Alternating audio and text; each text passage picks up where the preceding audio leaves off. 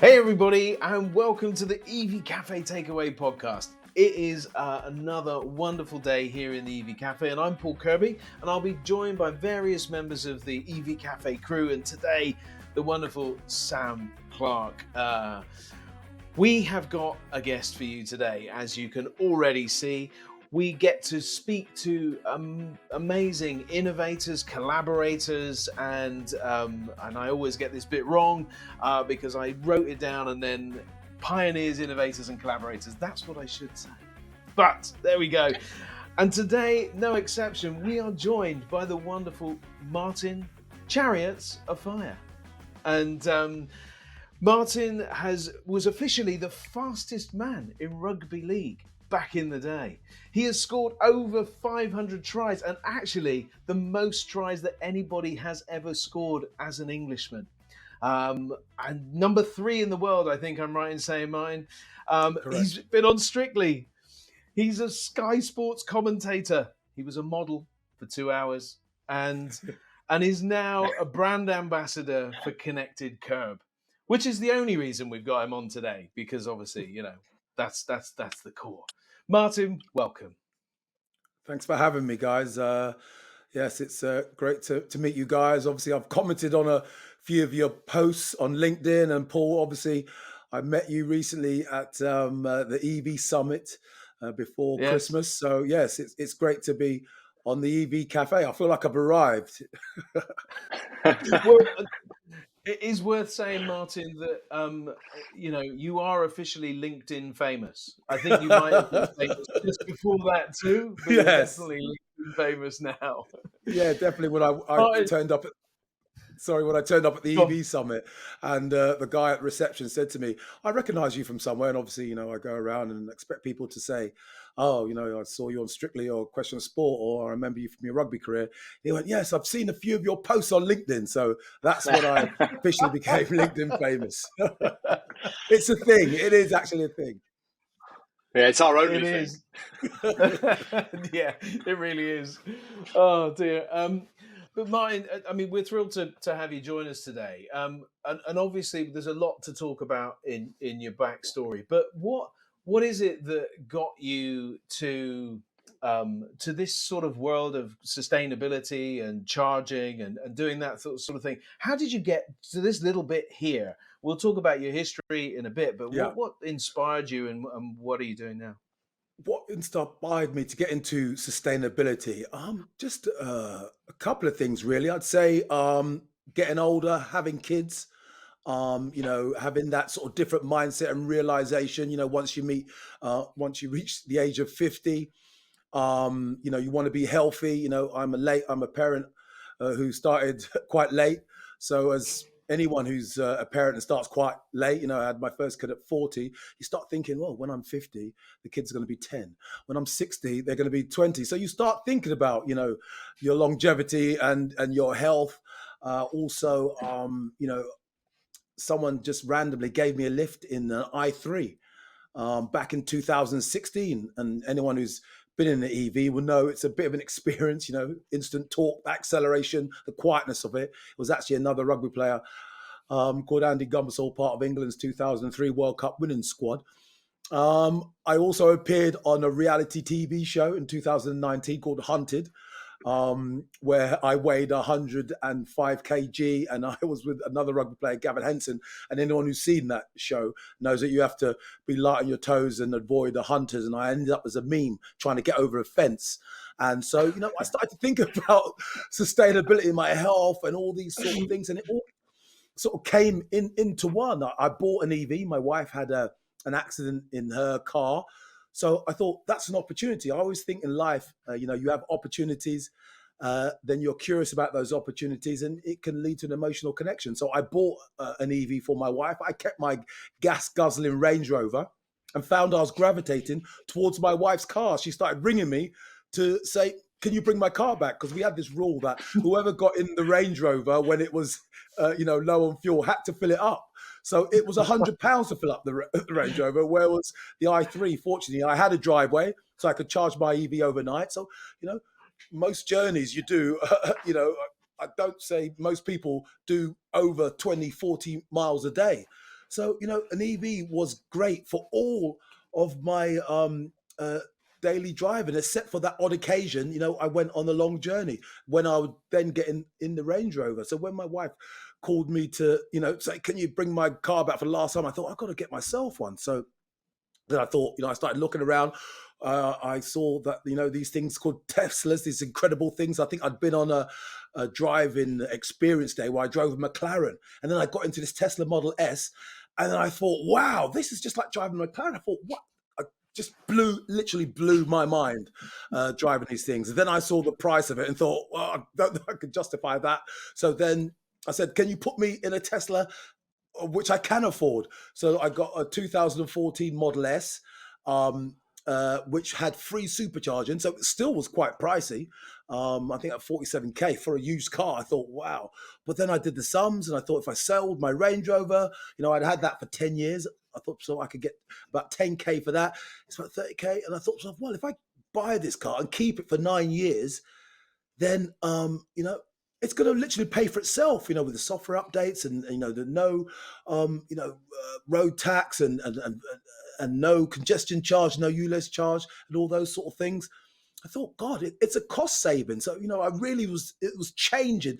Getting into it was changing how I thought, about getting around. I found that I was walking more, as I say, going back to the health thing and overweight and being a parent. So I think it was all these things coming together in my head, and in my gut was just saying, this is the way to go.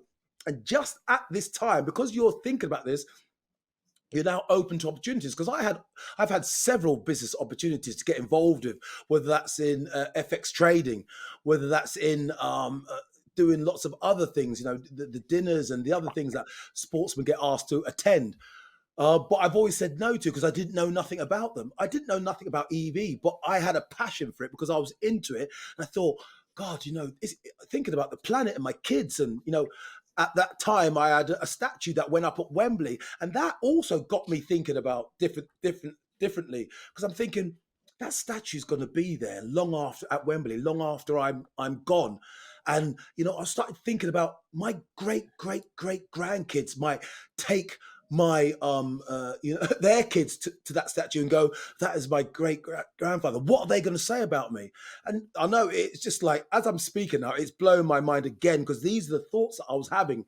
And at that particular time, a good friend of mine, a guy called Richard Clements, who's one of the founders at Connected Kerb, came to me at a time and said to me, Martin, I think we had a conversation a few weeks ago, just at a party. I think it might have been his one of his kids' christenings, because I'm the godfather to one of his sons. We're really good friends. And he said to me, Martin, I remember having that conversation, you talking so passionately about this car that you'd bought and how you'd gone to France in it, and you only had to pay for the ferry, and how the experience and how you communicated that to me. He said, I'm starting this company, and I want you to come and work for me. And I said, well, what am I going to do? I don't know anything about electric vehicles. I didn't know a 7 kilowatt from a 22 kilowatt DC from AC charging and the world of EV. There's so much jargon involved in it. It is literally like, speaking another language, and that sometimes people are fearful of that, don't want to get involved. He said, no, I love your passion. I love your energy. You've experienced range anxiety. You can communicate that to people. I used to say to people in the early meetings, I said, you don't have flat tire anxiety, do I?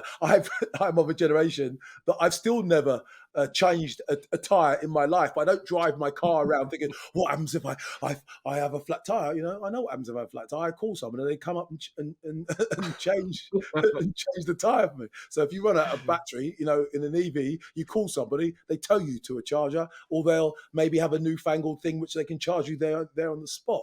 But it's just communicating real world things, communicating with people in the real world. And that can be counselors, that can be people with big budgets at companies, because we're all human beings. And that's what I bring. I look in all the answers that we want to find in EV, in life, in anything, is within us. All that we've achieved before yeah, and go back to even passing your driving test, and knowing that whatever we're worrying about today, we won't be worrying about that in 10 years' time, when the ICE car ban, the new sale of petrol, and I have to stop saying things like ICE car ban, because people are like, what does that mean? Internal combustion engines. Even that now seems normal to me. To say ICE car ban, that sounds normal. But to the man in the street, that you have to break that down, and you have to remember, because sometimes I have to remember where I was and stop being part of the industry, just preaching to the choir, and talk as I to myself when I was back in 2018, when I just joined Connected Kerb, when I was in meetings and I was thinking, what do I know? What can I bring to this industry? What is? And I think to myself, I bring my uniqueness, I bring my experience. I've experienced those emotions. I have a driveway. I know the benefits of what that is. When I bought my house with a driveway, I bought it because anyone who knows me from my days playing at Widnes and Wigan, I always wanted a house with a driveway because I loved playing basketball, and that's why I bought a house. To have a driveway in London is no mean feat. But I bought it to have to play basketball, and I'm looking at my basketball hoop outside the house now. But I'm also looking at my Tesla charging on the drive. So that's something else. It's real estate. If you have enough money, if you have enough space and enough people, you can solve most problems in life. And that's what we're bringing. It's the mindset, changing your mindset. I now have a sustainability mindset for my body. I've been up this morning at 5:30. I had a cold shower. I went on a run. I did my weights. I did my exercise, because I'm thinking about doing the best for myself, because this is my planet, trying to keep this in shape and healthy for as long as possible. And that's what we're doing with the planet. But having said that, most people don't have that mindset. I think most people are going to get into EVs because they're the new shiny thing on the block. And I think that's when it's going to go mass market. I was having a conversation the other day when I was speaking about flat screen TVs. I have more flat screen TVs in my house than there are people living in the house. I've even got a flat screen TV in my garden because of what happened in lockdown. Okay. But in the 90s, I used to have just a big, massive TV. And I don't remember having conversations about the transition to flat screen TVs. They just happened. It just happened, But I think there's the difference now is that EVs, we're trying to accelerate that transition. The transition to EVs is going to happen now, It's just now about, we're trying to get it done by 2030 so we can, be in sync with the government's, ban on fossil fuel cars. Or can we get to the, the targets that we're setting for climate in net zero? Are we trying to save as many people's lives? I know that 40,000 people die a year from, air pollution. Are we trying to, keep clean air in local communities? So that's it's just the targets, of what we're trying to achieve. But it's going to happen, but we're trying to accelerate. That's the word I think it is. We're trying to accelerate, and we're trying to get the infrastructure out there, flat screen TVs, we've got the Wi-Fi, we've got the plug sockets already there. So it's there. We're just trying to get the plug sockets and that Wi-Fi connection so we can have the IoT, so we can do stuff. That's what I like about Connected Kerb. It doesn't see EV as a problem. It sees EV as an opportunity to make smart streets, as an opportunity to solve problems that we don't even know that exist yet. They're going to be problems that are going to come in 2035, in 2047, because it's coming. That's one thing about being successful at sport. I know that when I was an 11-year-old trying to be successful at rugby, I wasn't thinking about my dislocated shoulder in 1993, which was probably the greatest thing that happened to me, which then got me to play at Wembley with so much passion in 1994 and so much to prove, that I scored one of the most amazing tries that resulted in a statue in 2015. It blows my mind when I put these timelines together, and I'm thinking what timelines are going to be in the future. I have to stop talking because I'm blowing my own mind. Because I'm just feeling the emotions. I can feel it boiling up. I can feel all the things I felt that got me to places. And when you create something, and I know that's what Connected Kerb are doing. I was at Connected Kerb when we famously had more awards than chargers. I think we had an award from the Lord Mayor of London for innovation in EV, which led to our first deployment. So when I joined Connected Kerb, I joined on the same day as Chris Pateman-Jones, as one of the most greatest people that I've ever met in my life, along with Richard Clements, who got me into the industry. People who don't know, Chris Pateman-Jones is the CEO at Connected Kerb, and he got me. I think the first book he gave me to read is What They Don't Teach You about at Harvard Business School. It just taught you about life and business and how I can bring my uniqueness to this. It's that being a human beings. What people forget sometimes in business and in EV and everything, we're all human beings. And human beings are one of two people, and if I can say to anyone, take this away from you when you're having a conversation, listen, and you'll find out whether that person you are talking to is a glass half full person or a glass half empty person. It's so. And that's how you know what type of person you are. Do you look at the solutions or do you look at the problems? Are you going to focus on the one journey that you can't do to Scotland a year, or the 4 journeys that you can't do a year, or everything you can do in an EV? You know what I mean? You think so, Martin. Yeah. Let me ask you a question so you can have a chance to take a breath. Yes. That is my downside. I'm too passionate. Yeah. I'm too passionate about it. That's good. I mean, look, you're in the right place, right? I mean, first and foremost, I can see why they thought you would be a good brand ambassador. I think that's abundantly clear. And certainly, what Paul and I are trying to do, and the other 3 guys amongst our group, is try to preach to beyond the church walls, as you put, which we use the same expression all the time because we are hugely passionate about this. I've been driving EVs for 20 years, Paul, 10 plus at least, I think. On and off. We've been doing this a lot. Yeah, we've been doing this a long, long time. The question I had for you is, my driveway is very similar to yours, i3 and a Model Y, Tesla Model Y. I still reach for those i3 keys, or I did until recently, reach for those instead when I'm not hopping about town. Do you still do the same thing, even though you're now not a Range Rover i3, you're a Tesla i3? Do you still go for those keys when you want to nip around town? No, because I'm now a double Tesla family because of my wife.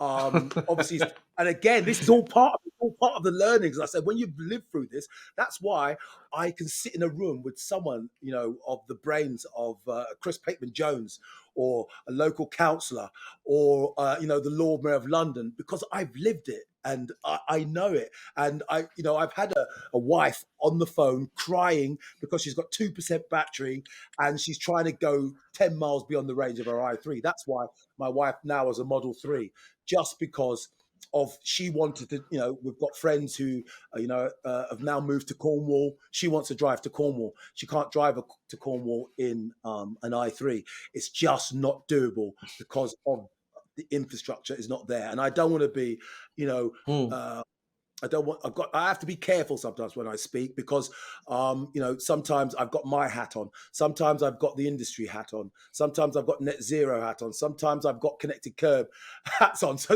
it is a thing to navigate. But I always try to be authentic, and I'll always try to be honest.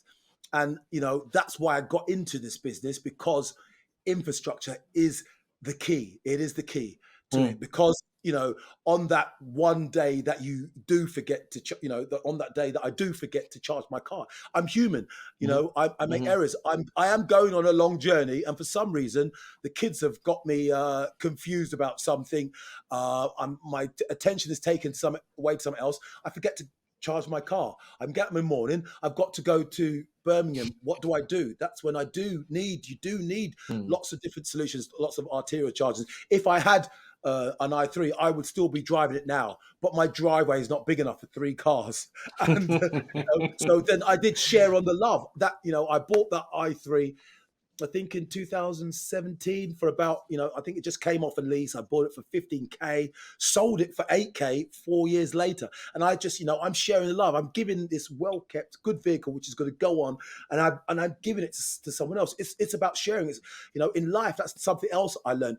If life is about adding value to other people's lives, it's not about doing for yourself. The reason why you are successful is because, like in anything, it's because you add value to other people's lives. Why does people like Messi and Ronaldo, why are they the greatest? Because they're adding stuff to other people's lives. You know what I mean? You're thinking about something else. In Connected Kerb, I realize that I'm not only helping people because I'm putting a solution into local authorities that's going to help them. I speak to councillors and I say, Connected Kerb's kit is going to be in the ground for 20 years. They're giving you peace of mind in EV charging for 20 years. We know what technology is like. It's 3 to 5 years and then you change it. My iPhone, before the warranty ran out, there was a new iPhone. That's how fast technology advances. So if you can have something which is modular and in the ground for 20 years and as an efficiency rating of 98%, and that's going to be guaranteed. It's like, I'm selling things to other people, but I'm speaking it from a point of what I know with my body, with my health. Now, I've got an electric car and I use my car still less than I used my gas guzzler because I'm in that sustainability mindset, knowing that, I'm thinking for the planet, think about myself. So it makes sense now to hop on a Lime bike. And I call them my cheap Ubers, because if I'm going to do, I'm going out in the evening and it's electrified now, these Lime bikes. So you're not going to, as long as it's not raining, it's not wet, again, half glass full. You're looking for ways you can do things rather than thinking about the one time they go, what about if it's raining? I'm thinking, okay, on that one time it's raining, I might actually use an Uber. But on the days that it's sunny all throughout the summer, and it's electric, so I'm not going to be sweaty when I get there. If it's a 2-mile journey, I can now use a Lime bike rather than use my car. You're thinking of ways. It's just getting you in that sustainability mindset. It's a mindset of which you're changing because you think differently now. So if you think differently, you do differently. If you do differently, you get different. And that's a basic mindset which sportsmen have to be into, because you're always trying to strive to get better, improve. They talk about the correlations between business and sport, and it is true because you are going there to achieve something, in Connected Kerb, and I know that you're not with Vanarama now, Paul, but you're trying to spread, to get, white van man to change and convert. Absolutely. But some of them are going to tell you, and I'm sure you've come across it, they're all going to tell you about all the journeys why they can't do it, but they don't tell you about, they don't focus on the things that they can do, even if it means using your gas guzzler less. That's the first step in a sustainability mindset. I will use my polluting vehicle less because I know it's going to be better for everyone living around me because the air will be cleaner. Just that alone. Exactly. You've got one. You've got one. And then the next day you're going to think, what else can I do? What else can I do? And while you're walking or you're doing other stuff, you're making yourself healthier. You're living longer. And then it's like sport. When I started playing rugby, I didn't play rugby because I thought I'm going to become an MBE, I'm going to have a statue outside Wembley, I'm going to make a lot of money, I'm going to do this, I'm going to do that. You don't. You got it for the right reasons. I love the sport. I remember my first ever rugby game. I remember the night before my first ever rugby game, because my teacher, a guy called Doc Thornbury, who passed away recently, and I remember doing a story, I think it was the Daily Telegraph, about how I remember this guy changed my life, because he was the first step. He said to me, Martin, he was an English teacher, at boarding schools. It's not always someone who's a professional rugby person. It's a teacher who then has a passion for rugby, and he was a great communicator. And he says to me, Martin, I want you to go tonight and pray to the gods of rugby that you play well tomorrow. And that really resonated with me. And I went there, and I didn't realize at the time, because now we look back, don't we? I think to myself, what he did was he internalized it for me. He got me to internalize it. And that's when I went from being a kid who plays rugby to being a rugby player. It's like you internalize it. And I look inside, and I was visualizing, and psychologists have all these things about visualization now and things. And it just went into the core of me. And I saw myself on that pitch, and I was visualizing I was going to do well. And it so well happened that I did well.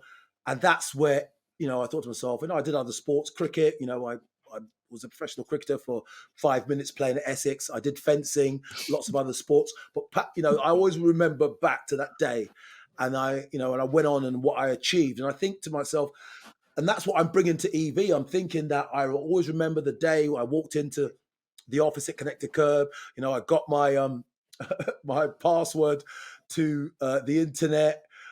I got my email address. I sat there, and I had this book, and I was thinking, and I'm realizing that business is about emotions, And I suddenly thought to myself, God, you know what? I walk out in the street all the time and people come up to me and go, are you Martin Offiah?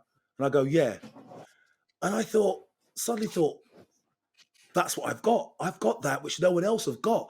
So, that they could be, those people said it to me, they could be at sporting clubs. And I know that every sporting club has a relationship with its local authority. And I thought, that's gold. That is rapport building, and so if I put in that and then people recognize that, and I'm thinking, well, if I've got an authentic message to sell, when you go out anywhere now, people always say, oh, I remember you when you used to play. What are you doing now? And I'll say, well, this is what I'm doing now. And I start and I speak and I connect. And if they're on the same level, and I think, oh, EV charging is going to go everywhere. It's going to go everywhere. It's been mandated. It's almost like being in the mafia. The mafia has said, you're going to have to switch to electric vehicles for the good of the planet. No one else apart from governments and local authorities can say that. Even if I think it's a great idea, I can't say, treat your kids well. You have to treat everyone on this planet fairly. That's a good thing. But I don't have the power to go and say that. I'm just me. So it's knowing that, understanding, bringing that, talking to people. If I can get someone just to think, if I can when I speak to people and I just get them and they go, oh, I didn't think of that. That's Absolutely. when you've affected them in the gut. And that's what it is. It's about anything in life is about communication with people. It's about getting them to try and think differently, sharing your journey, sharing how far you've come, sharing how far we've got to go, letting them know that, you said earlier on, I am the third highest try score of all time. I wanted to be number one, right? Trust me, when I was out on that field, when people said to me, and I think of negative experiences when people would say things based on, in the 80s and 90s when we didn't live in the society that we lived in today, would say things about my color or anything. I was always about, I'm going to do it. I always think, even if people give you negativity, turn it into positivity. Even if people are glass half empty, try and turn them the other way. Even if they give you negativity, try and give them positivity. Give them a thought that may not affect them in that moment, but something may happen to them in 3 years' time, and they'll remember meeting you on that day. And that's how you connect the dots. And it's almost like, I feel like I'm trying to be a Jedi sometimes. It's like teaching the Force. How do you communicate the Force? You don't know that. You just be your authentic self. Hope that it has an effect on people, because it's not so much changing people's mind. It's just being you, sending out that energy, that message in a easily digestible way, and hoping and praying that you connect with people. And it's almost like religion, isn't it? Jesus started with 12. It goes to, how many, and they... then gone, because we are all brand ambassadors, as you say. I bow to you guys. You've been driving EVs a lot longer than I have. You know what I mean? And it's now, without you doing what you did, I wouldn't be here in an EV spreading the world. So it's almost like, and as you well know, everyone who drives an EV is an ambassador, isn't it? We're all ambassadors. We go to a charge point. What happens?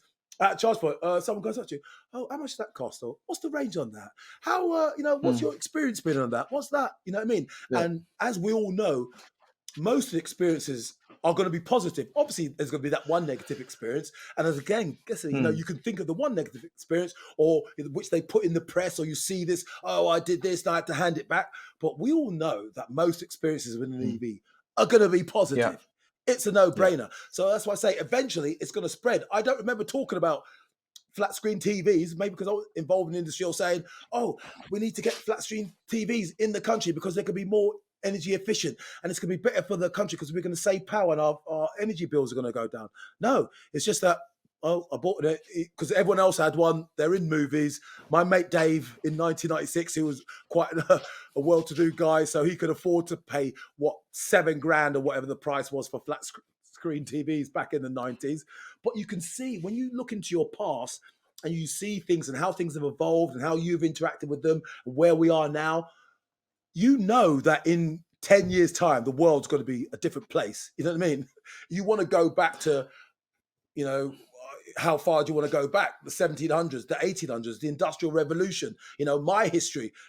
If not for the Industrial Revolution, I would never have played rugby league, because then all those northern mill owners tried to shove it to the posh guys down south and had to start their own game. There would have only been one sport called rugby. That's why I love history. And I say I can go off tangent, but this is the world, and this is why.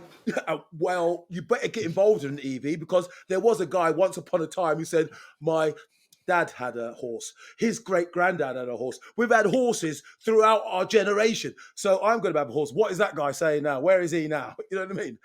As they say, poor people had horses, rich people had cars. Now only rich people have horses, poor people have cars. And you know how it's going to go with EV. And like Wayne Gretzky said, skate to where the puck is going. Don't skate to where the puck is. And that's where you've got to go. You've got to skate to the future. You know what I mean? Don't be saying, oh, VHS and Betamax. Shape the future. Be the force of good and shape the future. Don't wait for it to happen and then go, oh, that one won, which a lot of people have. No, it has. That's the argument you used to get. People say, I'm not doing anything. We're not putting the infrastructure in because the cars are not there. I'm not buying a car because the infrastructure's not there. It's like, you know where it's going. Why are we procrastinating and finding reasons to not do something we've already agreed to do? It doesn't make sense. It's not logical.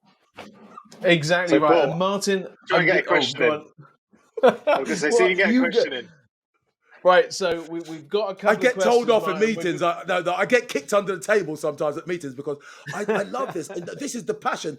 This is what got me a statue outside Wembley. And I say it to my kids. That's what it is. That's what makes you the third best, because you want to be number one. If we can't get to 2030, so what? What about if we make it by 2032? If we make it by 2052, Martin, we're still winning. Martin.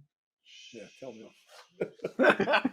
Too much. I know. Too much. Sorry. No. Do you know what? Not too much. I love. I mean, gosh, if we could just bottle this energy, this passion, this focus, and it shows.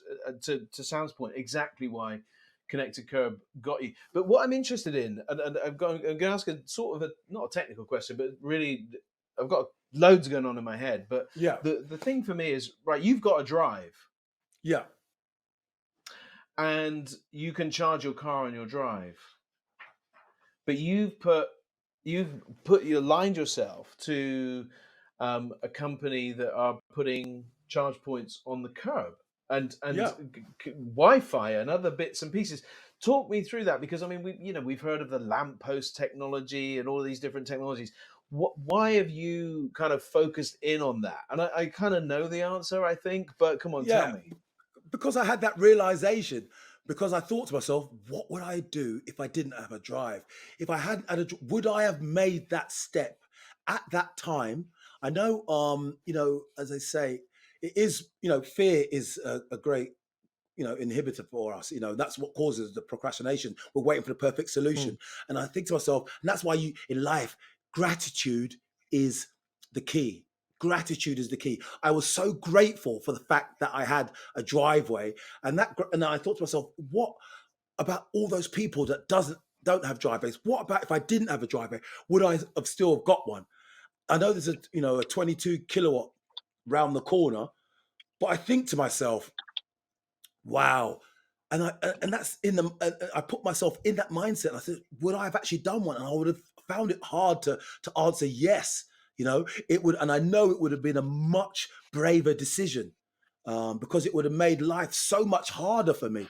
Not saying I wouldn't have done it, but I would have realized how much harder it would have been for me. And that's why you've got to be so grateful.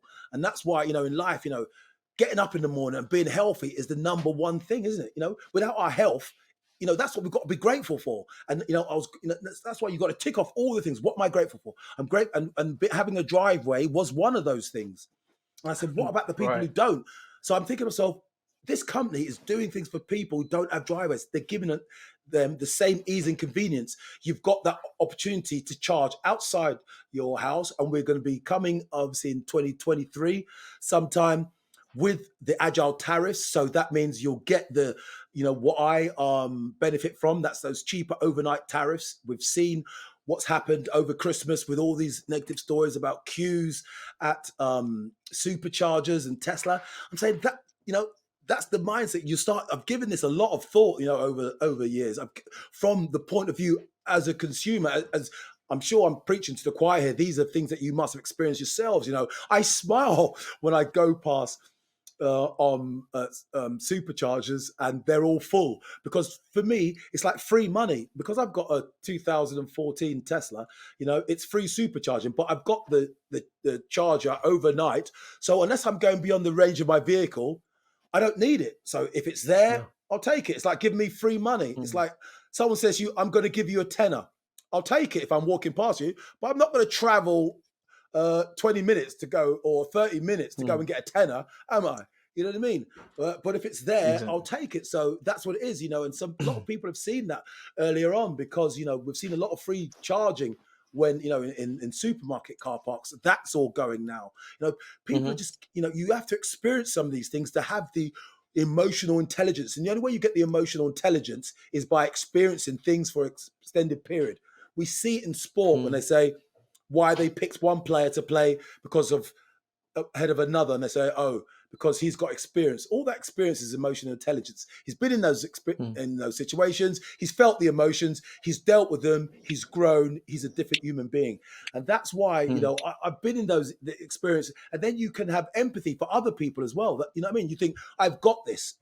Like sometimes, if you've got money, then that's why we give to charity, because you think, well, okay, I've got this. I've got some money. I'm doing pretty well. These people are in need. I'm at an MND lunch tomorrow for Rob Burrow, Connected Kerb are there. You give back, don't you? You give back, whether that's in your knowledge, your experience, your finances of yourself. You're giving, you know what I mean? You're giving time, to educate as well. That's another thing. It's trying to educate people, to get them on board, to say, I'm giving you something, which is, if you take it on board, it's going to be better for you.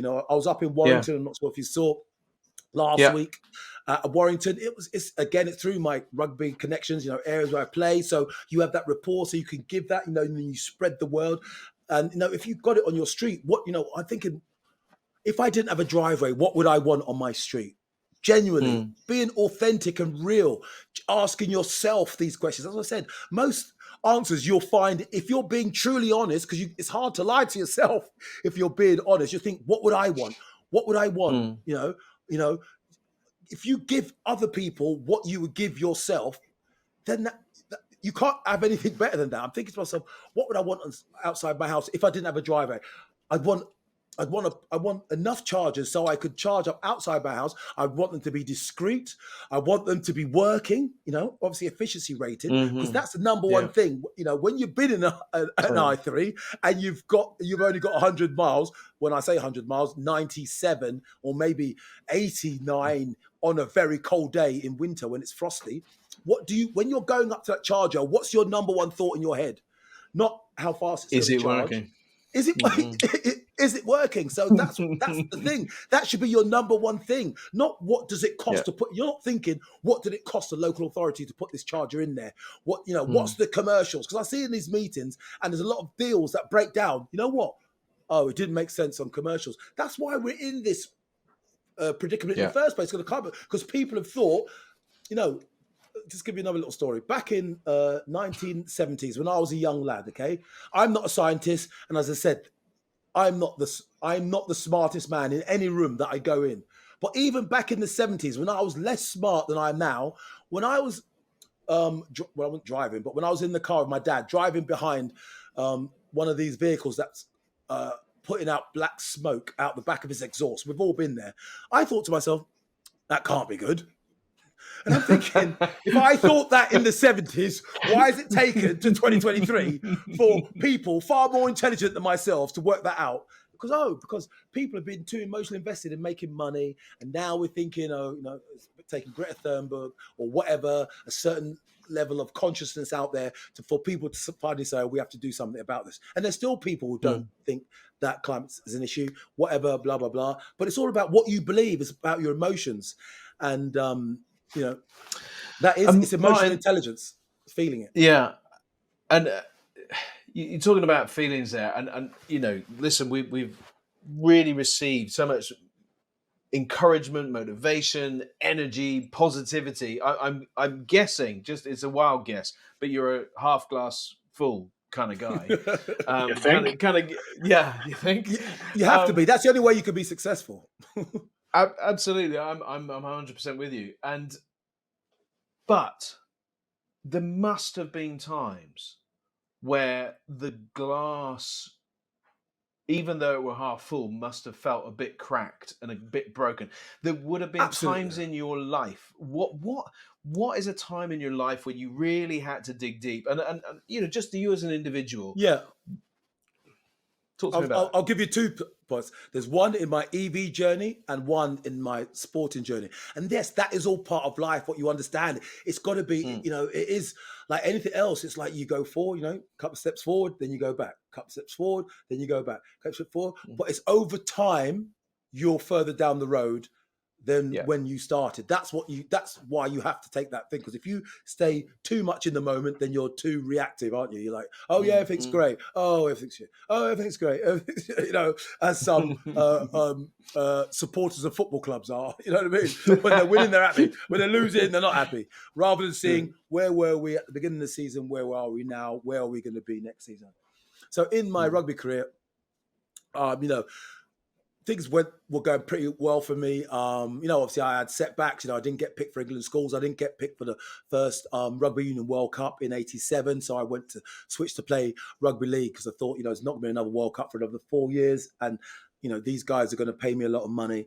Had some fantastic success at Widnes, was the top try scorer for 4 years, won certain accolades, loads of accolades.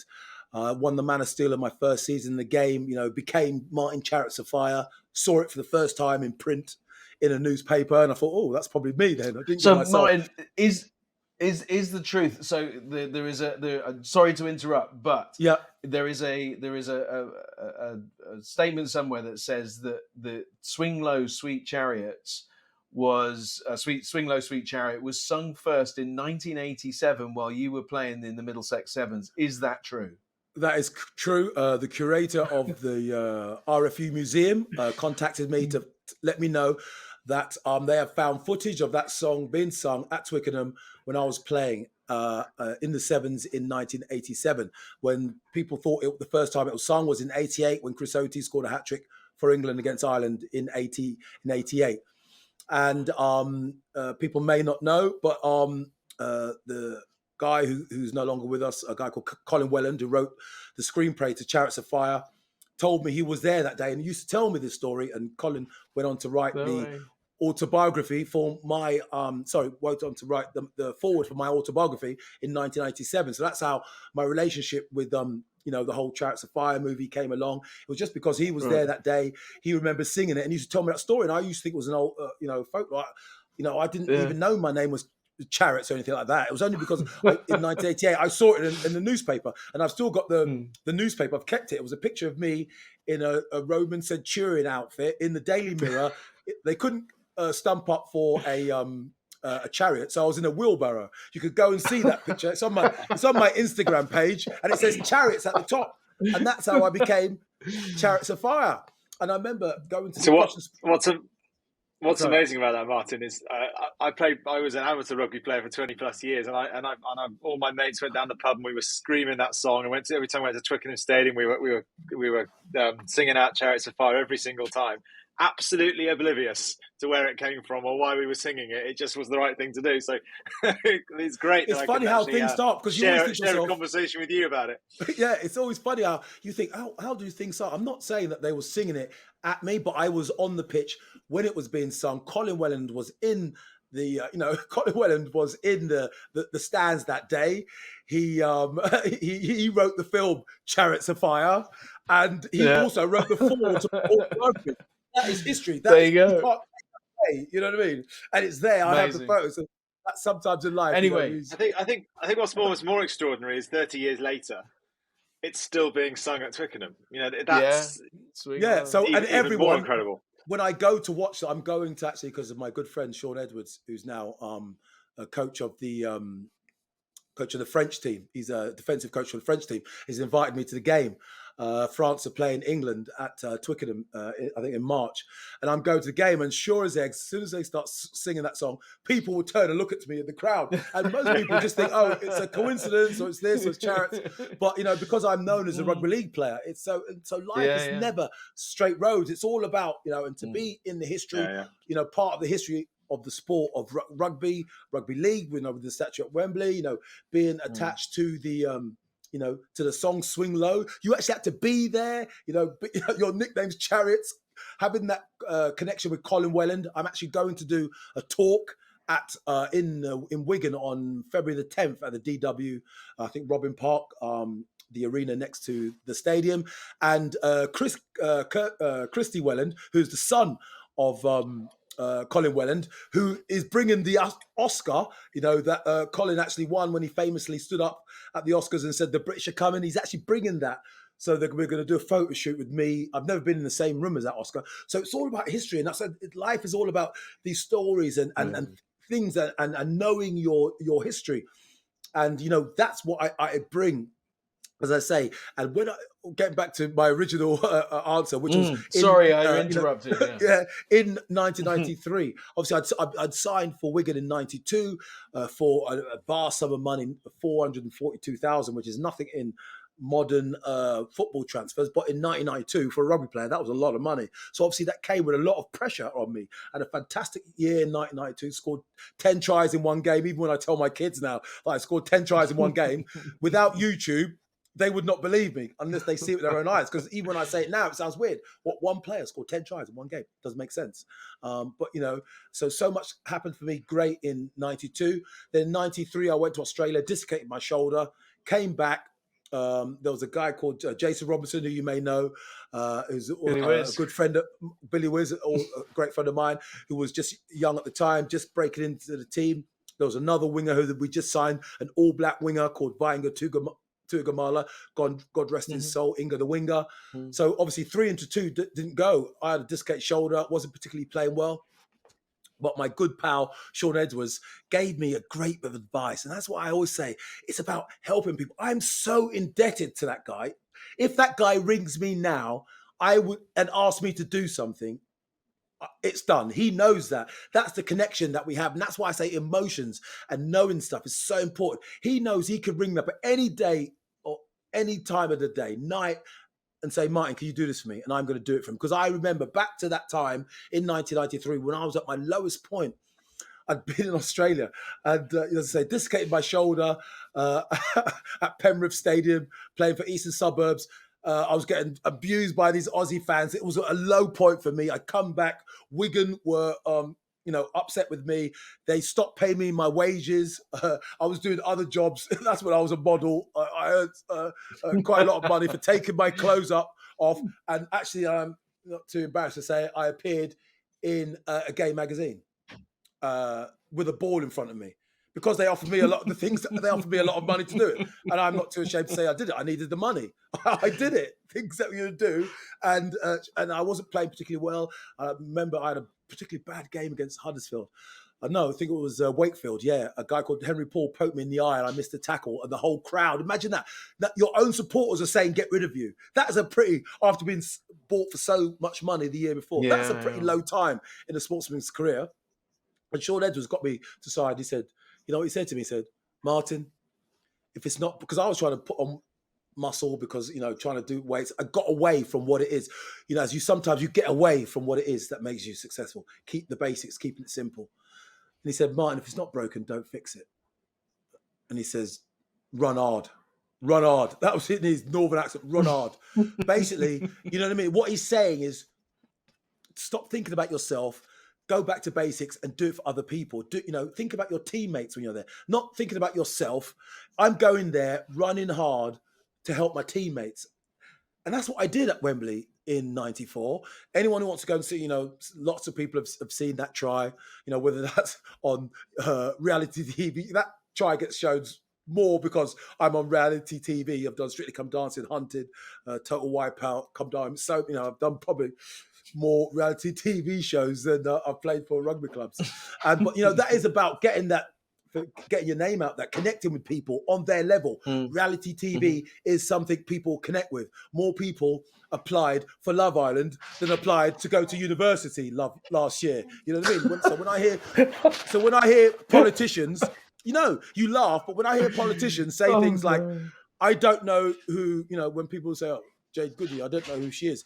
That's you're not showing that you're intelligent. All you're showing is that you are disconnected with the general people. Because if the general population knows something, then you, as the governing body, whether that's you want to look at it from a royal family point of view, or you want to look at it from a government point of view, or you want to look at it from a local government point of view, you should know what is in the community. You should know what the population knows. So it's not, because some people say it as if, like, you're trying to say, oh yeah, I don't associate with that. No, you must communicate.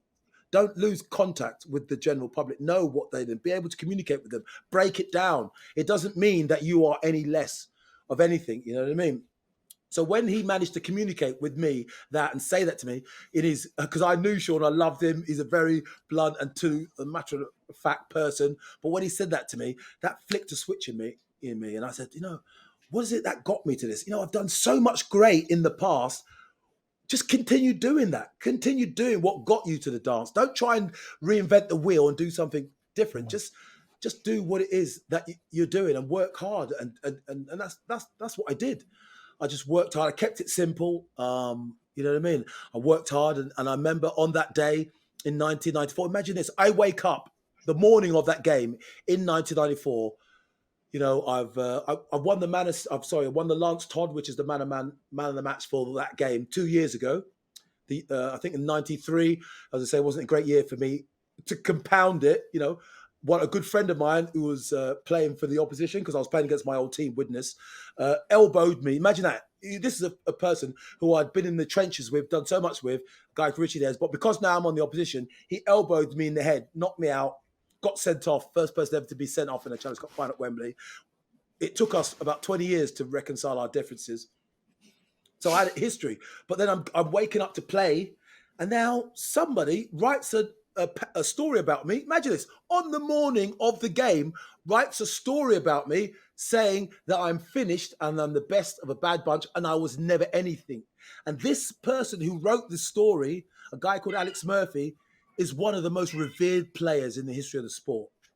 And ironically, he is on the statue with me at Wembley.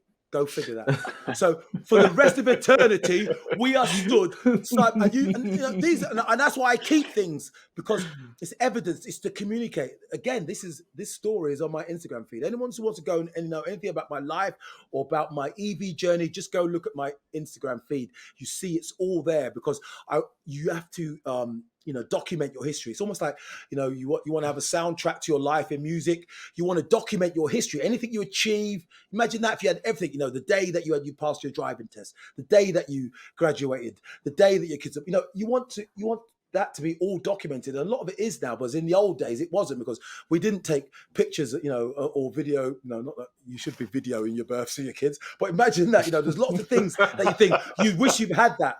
But if you want to have things to communicate to other people, that's what I think of my Instagram. That's why I chart my history, all the things that I do. And, I woke up and I'm thinking, like, this guy should know better. You know what I mean? But what do I do? That's a negative, isn't it? Imagine, I'll tell you this, right?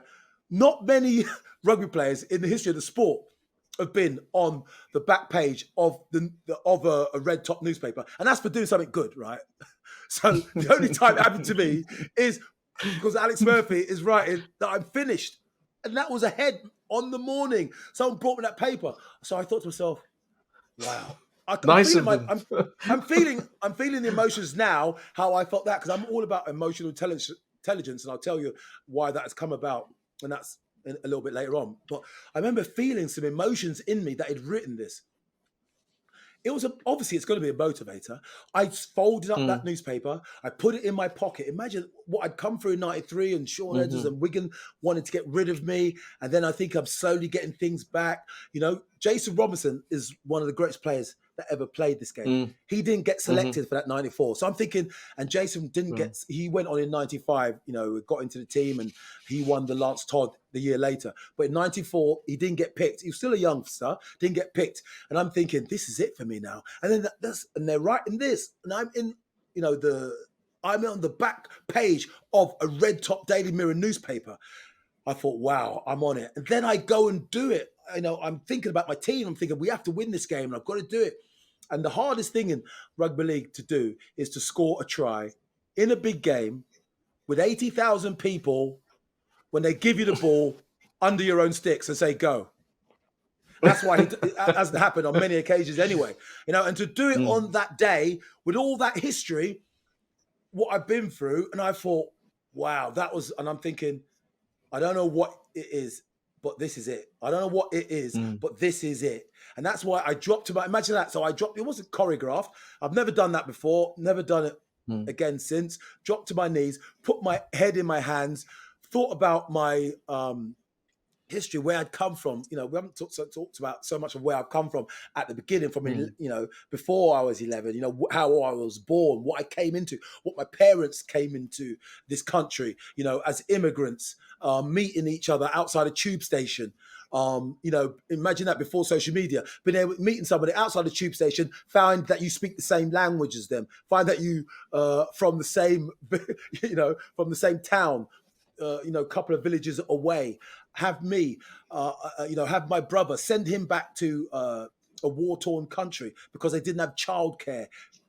Meeting my brother as a 4-year-old when he was 7. My brother couldn't speak English when he was 7 years old. He went on and passed his 11 plus. I, who've been speaking English all my life, didn't pass my 11 plus. So when they're saying, oh, we can't do this, why wouldn't I be a glass half full person? You know, I wasn't the best rugby player in my family. Yet again, I'm the only person in my family who hasn't got a degree. My sister, even my nephews and my nieces all have degrees. My sister has a degree. My dad's a lawyer. My mum's a school teacher. But I always say to them, I'm the only one with an MBE. So, you know what I mean? It's like, why wouldn't you be a half class? If you're on this planet, you're kicking, and people are saying, oh, well, we can't reach net zero. I think what I've come through and whatever, just even meeting my brother, you know, tells the story of how he was in a house. Imagine this, in Biafra, living through a civil war in Africa, was in a house, and then 10 minutes later, his uncle came to get him. He went somewhere else. A bomb landed on that house. And I'm thinking, I owe him everything because he had such a great mindset. And my dad and the books that my dad wrote, Understanding Your Emotions, he wrote a book which was printed but never published. And I didn't realize that all that his thinking was seeping into me. Okay. And I always thought I achieved because of, you know, but I realized that you achieve anything because of, whether that's negative or positive. Yeah. And I wake up on that morning, score that try, and I've got all these emotions going through me. I drop to my knees, put my head in my hands, and I say to myself, wow. And I knew that I'd done something because I wanted to achieve a moment like that. Because I always say moments last forever. Careers can be lost. I can tell you about my stats, 501 tries, doesn't mean anything because it's not emotionally. But if you're there that day and I do that, that's going to stick with you forever. You know what I mean? Because it's Absolutely. Emotions. You've connected emotionally with that people. And that's all I'm trying to do is connect emotionally with people, take them on that journey, let them see what's possible, change them from glass half empty to glass half full, and think while you're in the game, you're winning. And if you do something that needs to be celebrated, celebrate it. You know, at that moment, I celebrated it. I admit, 2 seconds later, I think Andy Farrell, who's now coach of the Irish team in the Six Nations, I think gave me a little clip and said, we haven't won this game yet. It's only 12 minutes in. But we were under so much pressure. Wigan were under so much pressure. And I think I'm stealing the lines of Ray French, who was the commentator that day, you know, and I just put in this run. I wasn't doing it to score a try. I was just doing it because we're under pressure. We need to win this game. You know, doing for others. When you do for others, more comes to you. Because you know what they say, what goes around comes around. All these sayings are actually true. And I did it on that day. And then, you know, what? 15 years later, there's a statue of it outside Wembley. And when I get people to think about that, think about my journey and share that, then they go, oh, wow. these things are possible. We can get that infrastructure out there, because then they don't tell me about the commercials. They don't tell me about the other things that potentially go wrong. They think, this is great. If we get enough of these things out there, it's like a snowball rolling downhill. As long as we get enough of these things out there, people are going to want them. I want a charger out. I'm thinking, what would I want outside my house? I actually want a charger that doesn't look like a charger. That's what I would want outside. I want something that's discreet, has sustainable credentials. That's going to be in there for a long time. That's not going to be like, it's not going to be like what they're going to come again in 5 years' time, dig up my road and put something even, great in. But I don't want something that is going to be put in my street. Then in 10 years' time, there's a new bit of technology that I'd like to interact with, but I can't do because I've got the iPhone 3, which doesn't have all the newfangled things of an iPhone 17. I think about internally, what do I want? And I think, give that to someone else. You know what I mean? And so that was what got me through that. That's my low time. Yeah. And I'd say in Connected Kerb, my low time was in 2019, when we literally could not give a charger away. Imagine this, we've got a solution, great. I've got meetings, I'm sending out emails. People are getting emails from, and I know this because the first question I always ask in a meeting was, have you ever heard of Connected Kerb, and what made you respond to this email? Because I'm thinking, it's data, isn't it? You want data. That's what we all want, data. So that's experience. And so when they say, I never heard of Connected Kerb, and I was curious why Offiah sent me an email about EV charging. It's just curious. And some of them say, well, I didn't know who you are, but I didn't know why somebody with an MBE was sending me an email about EV charging. But there's always a reason. And that reason I found was curiosity. We're all curious to find out more. Yeah. And that comes from, you've got to connect and get them curious to find out. Because if what you've got is great, it's curiosity, isn't it? It's like, if I tell you there's £1 million under a brick in Barcelona, and I'll give you the coordinates.